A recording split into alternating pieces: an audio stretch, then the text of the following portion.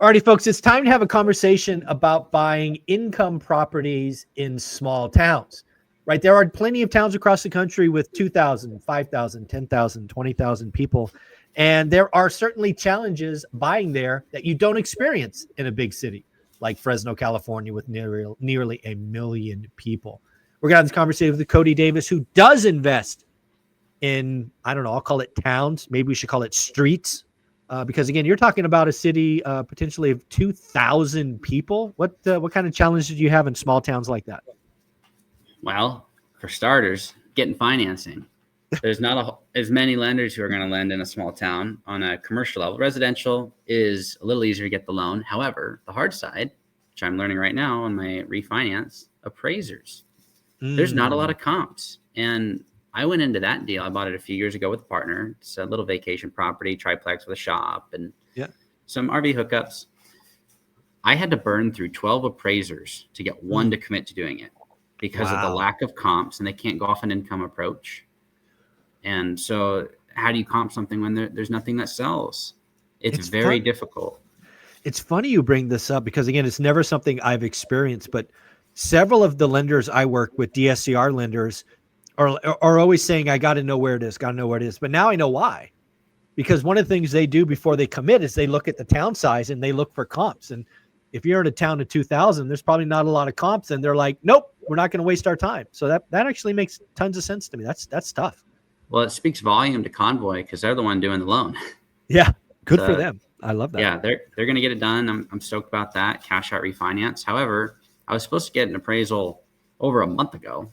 And then we finally got one. They signed up, then they canceled. Then they signed up, then they canceled. And we went through that a whole bunch of times. They say yes, and then they say no. Yeah. And so I should finally have an appraisal here shortly. I'm guessing it's going to be tomorrow because today's a banking holiday and all that. So I imagine the appraisal company is not going to be open. Right. But when that comes in, that overcomes hurdle number one. Now, hurdle number two is how do you get competent people that can fix said rental? How do you get a company? That's where my brain went. Yeah. It's that was a big challenge for me because one of the cities I invest in is about 30 minutes.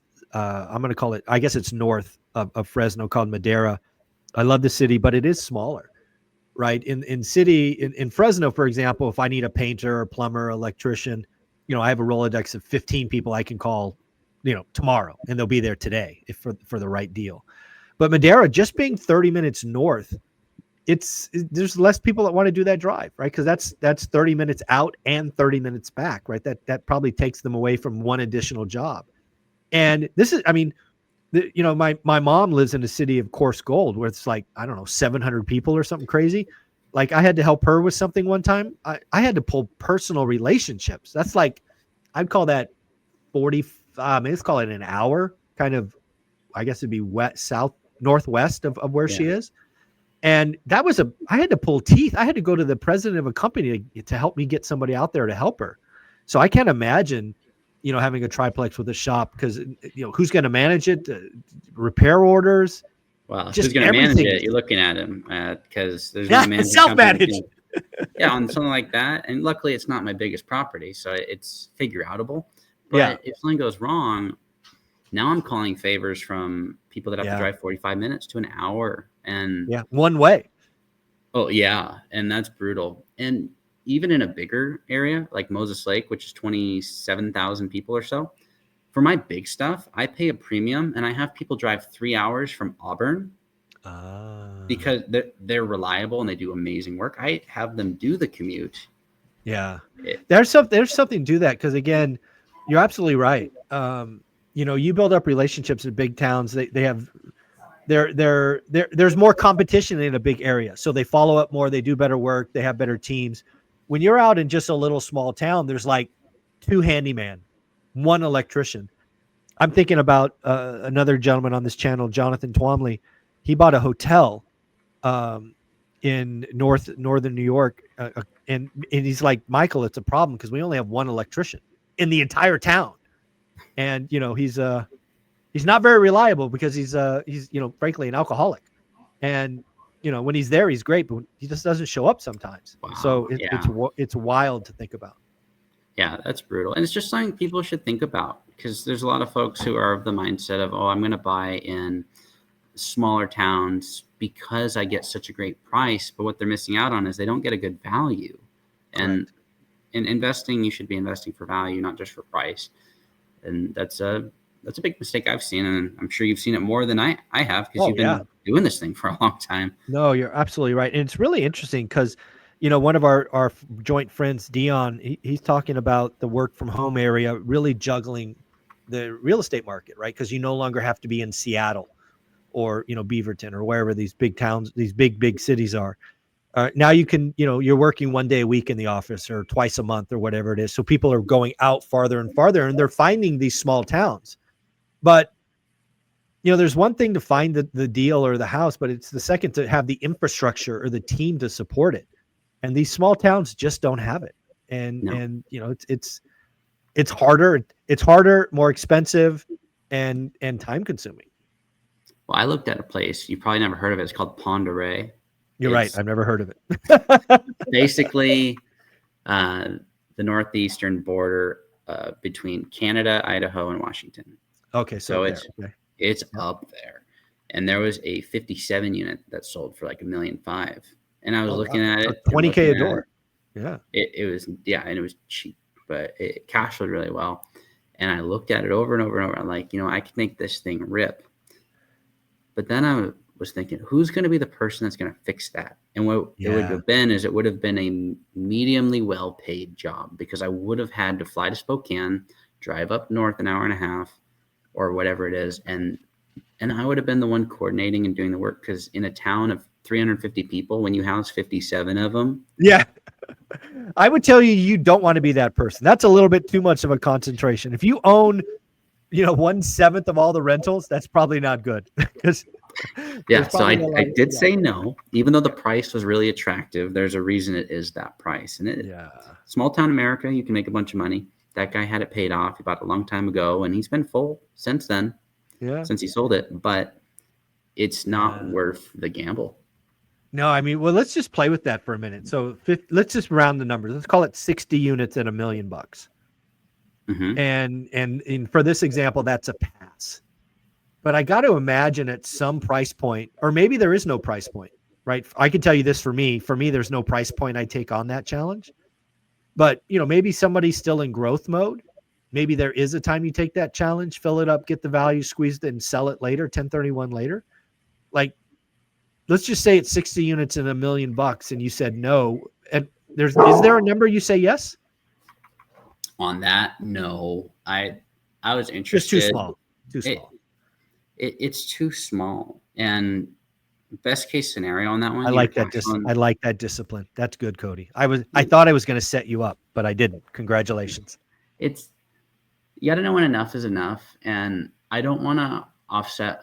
Granted, I'm figuring out the whole life thing now, getting married, eventually going to have kids, and paying off the cars. And so I'm figuring that out. I don't want to throw that in jeopardy just because I could get a cool creative deal and get it to pay for itself and pay it off really quick. You're growing up, Cody, because 2 years ago, you would have had a number. This is a good thing. You're maturing. Yeah. This is good. Well, I posted on the school community the picture of us from like 2 or 3 years ago. I was like, that Cody would have given you a number. Oh, I know he would have. Yeah, we used to butt heads on a lot of stuff, and then I did some maturing, and I realized you were right. Yep. Oh, well, I appreciate that. It's. I wish my kid would say that more often. Yeah, I'm going to put that in my ringtone. Could you say that again? No. No, I and absolutely, I think that's the right answer. I don't think there's a number that makes sense, unless you're going to be a flipper or something, like maybe you buy it really, really cheap. But I just think you're absolutely right, because what you would be signing up for is a job, right? And I think Coach Carson says this all the time, right? What's enough, right? What does life cost? Where does joy come from? And that's where you are right now, right? You're a 25-year-old, frankly, acting like you're 50, which is awesome for me to see. And you're just making smarter, more well-balanced decisions, as opposed to kind of growth at all costs and, let's go nuts. I will caveat that with, if it was my first deal and it was the option of that, and I could do it zero down, which would be in budget, or no deal, I would probably consider it. Just knowing me, if I had to start over. But being established, it would be a shame to to create that time suck. Yeah. Yeah. Yeah. The other thing, obviously, about investing in small towns, kind of going back to that topic, is also finding and keeping good tenants. Right. I've talked to lots of people around the country, and, some of these cities with 1,000, 1,200, 1,500 people, the good people leave and the deadbeats stay sometimes.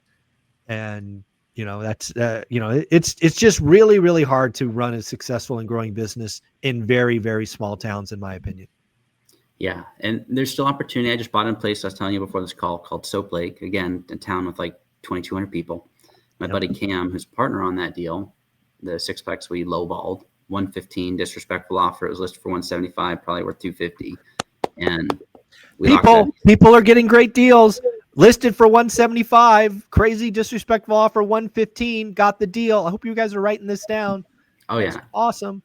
It's in a small town, but it's probably worth 250 as is, and we're getting it fixed up. It'll be worth 375 on an 8 cap, which nice. I haven't seen anything appraised on an 8 cap recently, but I've also been sending you stuff over text. There was a listing in Pullman, College Town. They lowered the price from 2.6 to 1.8. I saw that. I have it on my phone. 36 bedrooms, 16,000 square feet. So that's, what is that? 500 and some square feet. So a bunch of 1 bedrooms. And wow. It went price cut $870,000. That's a price cut. Woo! It's insane, but it's happening. And I sent you another one a week ago, and it went from $1,350,000 to $560,000. Can you imagine, folks? This is happening. Deals are out there. Stress is building. Motivated sellers write disrespectful offers. I got to keep screaming it. Again, you saw a listing 175. In a town that was small. You offered 115. They said yes. That's a crazy discount. That's got to be, I think it's like 35%. Almost 40. Yeah, it's almost 40%. I'm so happy. I love the fact that you bring in real live examples to this. This is what you got to be doing, folks. You got to follow Cody's example. Do the work, write the offers, follow up. The other thing I love about what you do is you keep following up. You're not just, dilly-dallying around. You're writing offers, following up, doing the work. And of course, you lead a mastermind on Saturdays, which is awesome inside school. So thank you for that. Absolutely. It's good to be accountable. That's why I really appreciate our friendship and doing this every week, because I don't get to just mess around. I have to keep doing the work and tweaking stuff. I send you photos every week. Yeah. I was putting in flooring this last week at the 6 unit. I love it. Yeah. No, it's fun to watch, man. I'm going to enjoy this journey over the next decade or so. In a decade or so, you will be far ahead of me, which is something I'll be proud of, to be just a little piece of that. So, Cody, thank you for all you do. Where can people follow your journey of amazing? On YouTube, Cody Davis Business Adventures. I post Tuesday, Thursday.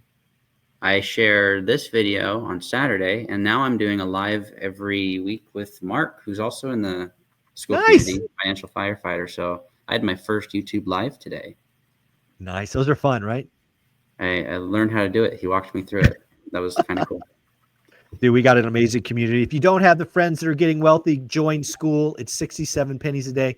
There is not a better place to build friendship than my school community. Cody, keep being amazing. All right. Thanks.